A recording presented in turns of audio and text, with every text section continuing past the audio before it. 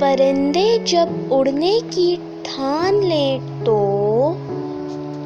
हवा को रास्ता देना ही पड़ता है।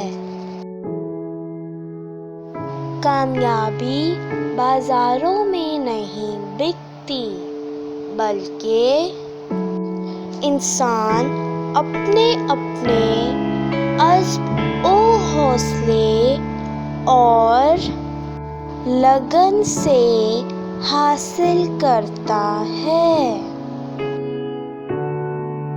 ख्वाहिश से नहीं घिरते फल झोली में, वक्त की शाख को मेरे दोस्त हिलाना होगा। कुछ नहीं होगा अंधेरों को बुरा कहने से, अपने हिस्से का दिया खुद ही जलाना होगा। वक्त ऐसी जमीन है जिस पर बगैर मेहनत के कुछ पैदा नहीं होता।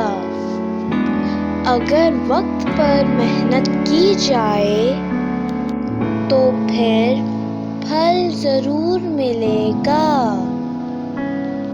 अगर बेकार छोड़ दी जाए तो इसमें खारदार झाड़ियाँ उग आती हैं।